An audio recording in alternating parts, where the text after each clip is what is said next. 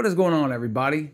Today we're going to talk about protecting your investment, and by investment I mean your tools. So before we get started, go down in the comments. I'm just curious.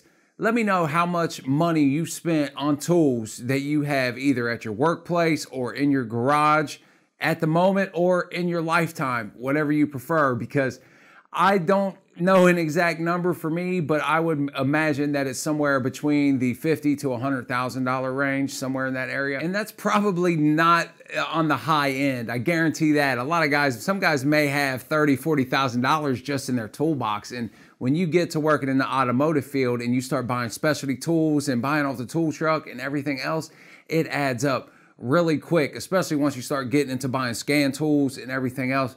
It can be an expensive hobby or profession, whatever you do with your tools. I don't care either which way what people do with their tools. If you like to collect tools, then hey, you like to collect tools. There's nothing wrong with it, in my opinion. But if you're new here, my name is Brian, and on this channel, I do like to do tool reviews, projects, tips, tricks, and more. So if you're into that type of thing, make sure you subscribe below. Make sure you hit that bell so you can get notified whenever I upload a video, because YouTube doesn't always tell you whenever I upload a video. And if you're already subscribed, hit that bell so you can get notified as well. Now, when it comes to protecting your investment, there are a few things that you can do. If you keep your tools primarily at work, then there are some good options for you to take care of them there as well as at home. We'll get into both, home and at work. But if you're primarily at work, then they do sell, as I'm sure a lot of you know, tool insurance. You could buy some insurance that is specifically for your tools. You'd have to make sure. Now, when it comes to insurance companies, I'm a little bit, skeptical. So if I were to do that, I would make sure that I documented everything, kept every receipt, took pictures of every tool and everything, because in the end, they're going to try to screw you to try to save themselves some money. And that's just how that works, in my opinion, and in my experience as well. But it's relatively inexpensive for some insurance. You can get like $15,000 worth of insurance in my area for about $250 a year. You can get $25,000 in insurance for about $500 a year, I think it is, and so on and so forth. Up to $1,000 is what I've seen, and that covers up to, I think, $100,000 worth of tools. So that's not too, that's not too bad. There are some limitations, like it's $5,000 max per hand tool, but $5,000 should be plenty for a hand tool. And they also cover scan tools and whatnot up to $15,000. So that's definitely a relatively inexpensive way that you can protect your tools from being stolen. Because let's face it, when your tools are at your employer's work, you're putting a lot of faith in that person. And if it's not a big corporation, just say if it's just a mom and pop auto mechanic shop that's down the road, you're completely at that guy's mercy. Granted, you could do a lot of things. You could try to call the cops. You could come in by force, try to get it. But in the end, if that guy wanted to clean you out and take off, what are you going to do? You could hunt him down and hopefully get your tools back, try to press charges on him. He goes to jail. You're still without your tools. So at the end of the day, you want to keep your tools in your box and keep ownership of those tools. But also you take a lot of risk. There could be a fire, could be anything.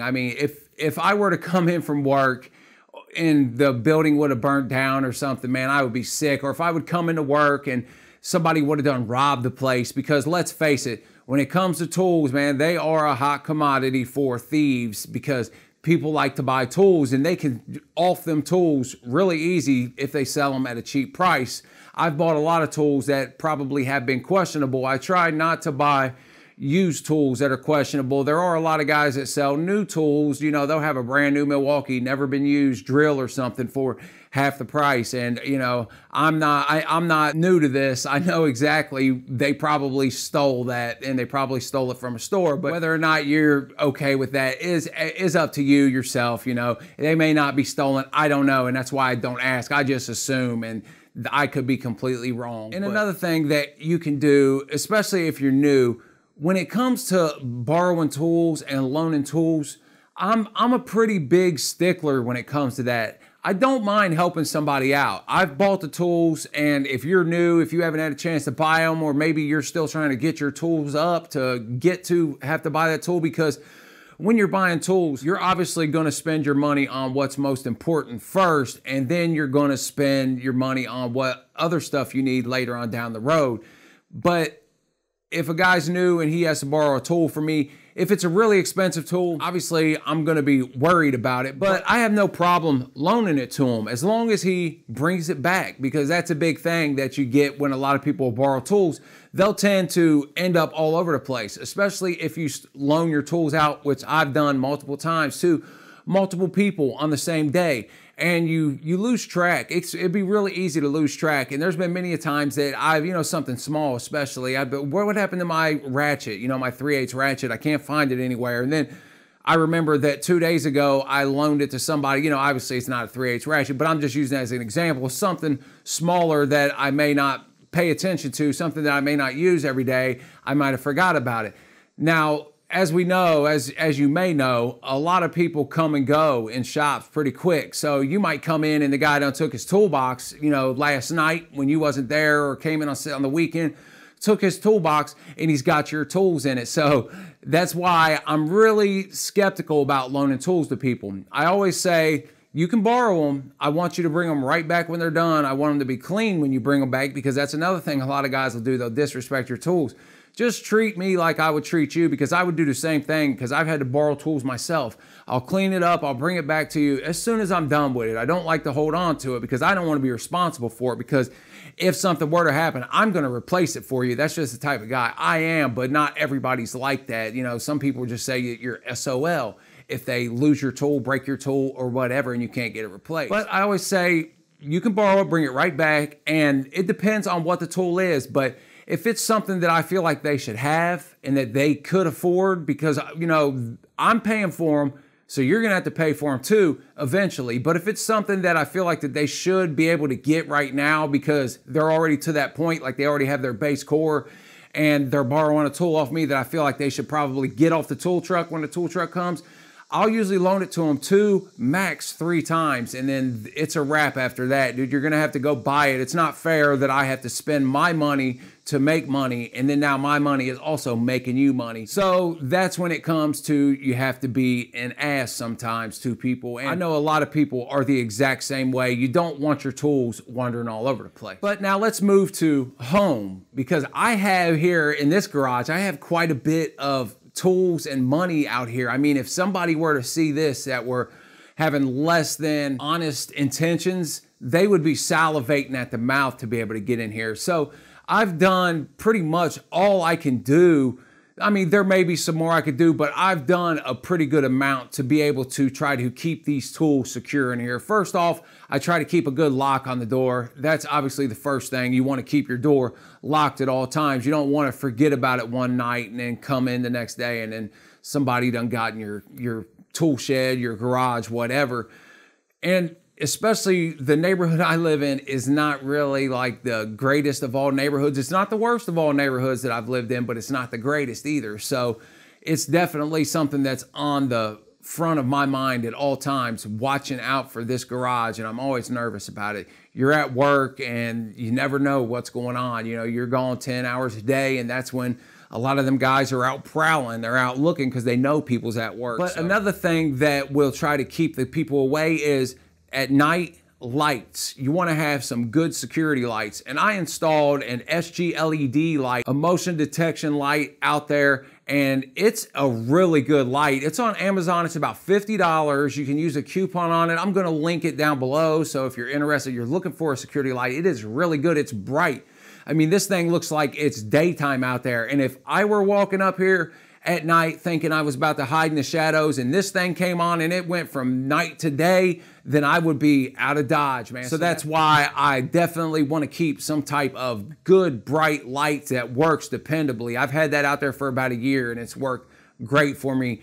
And with it being an LED light, it's going to last for a long time. And that's the beauty of the LED lights. Yeah, they might be a little bit more expensive now, but you don't have to worry about it. So you just put it up there, and I think it says it's good for like 4,000 hours. So, and there's different settings and stuff, and I set mine to motion detect it, and you can also adjust the intensity to where you try to get people further away or closer up. If I get within about 25, 30 feet of that light, it's coming on, and it illuminates, like I say, the whole backyard, the whole area, and I can see it into my house when it comes on. So that was definitely one of the main things that I wanted to put out there for nighttime. Another thing that I try to use to prevent people is signs. And while signs might not be, the greatest thing, if you put like a home security sign out there, a lot of people would think twice before they came back here. Also put up signs like cameras in use, no trespassing, and any other signs that may try to prevent people from coming in here. I also have a fence out there. I keep that locked, so they have to come over the fence, through all the signs, over the fence, through the light. And as a last resort, I also have security cameras. Now, I did have an Arlo security system, and it worked great for me. Those were just two little cameras that I had, one in the front, one in the back. You could just plug them in, you download the Arlo app, and it would notify you on your phone whenever somebody came up, and it worked really good. I didn't have any issues with it. However, I did end up having an issue with it because my ex-girlfriend, while I was at work on a Saturday, decided that she was just going to take and leave and take everything she wanted to take. And she unplugged the base, and it didn't even notify me. And that was one thing that really upset me about that, because I feel like it should have let me know, hey, your feed's been disconnected. Then I could have thought, hey, maybe something's going on. Maybe I could have figured it out from there, but it didn't let me know anything. It was just dead, and a lot of my stuff was gone. Thankfully, my garage was locked. She couldn't get into theirs, but a lot of the stuff from in the house was gone, and I learned my lesson there. Now, I just got this security system. It is a Heimvision 4-camera security system. It comes with a 15-inch monitor that you can monitor the cameras. You can also download an app, and it'll do the same thing the Arlo app did. It will notify you whenever there's motion. They have an infrared motion detector on them. And this camera system will also let you know if your feed dies. So that was another important thing. Not that I'm anticipating it happening again, but I didn't anticipate it happening the first time. So I'm definitely happy that this one has it. Now, this has 4 cameras. Like I said, they have like an aluminum type body. It doesn't say exactly what the body is, but they do feel rugged.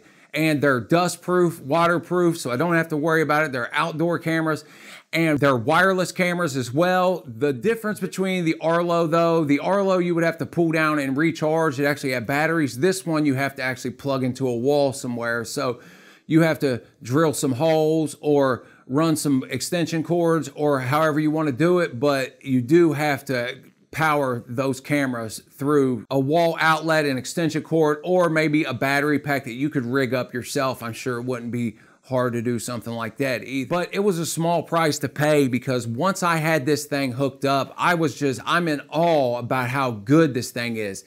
This does cost, a little bit of money. It costs $350. You get the 4 cameras, the monitor, and it is crystal clear. I don't know how many times I've seen people share like pictures. Do you recognize this person? They was in my yard last night or whatever.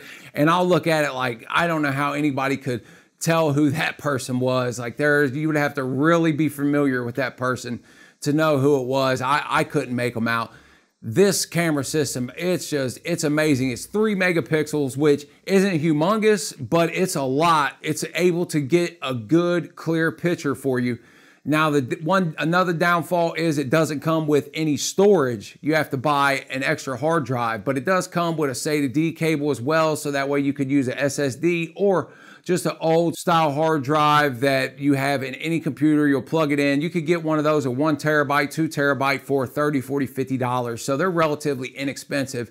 And the good thing about it is it will only record whenever it detects motion. So it's always running, but it'll only record when it's detecting motion. So the hard drive doesn't fill up as fast. And that's the only time that, you really need to have it recording, is when it detects some type of motion. That way they're coming up. I set my cameras up where I have one up by my front door. I have one on the side of the house that sees anybody coming up the driveway. The one on the front door can also see the front yard and the driveway. That way if somebody's coming up. And I also have one at the front of my garage here going down, and then I also have one on the inside of my garage. So if somebody was able to get past the fence, the lights, the door lock, the outside cameras, and they get inside here, I'm going to be able to see them while they're in here doing their work. And another great thing about these cameras is they have night vision, and I'm talking, it is just so clear. I mean, it's like black and white, but you can see everything so clear. I'm totally blown away with the quality of these. I feel like that it's something that Walmart or something like that would have. I've seen some of those security systems, and those are pretty horrible. These are really legit.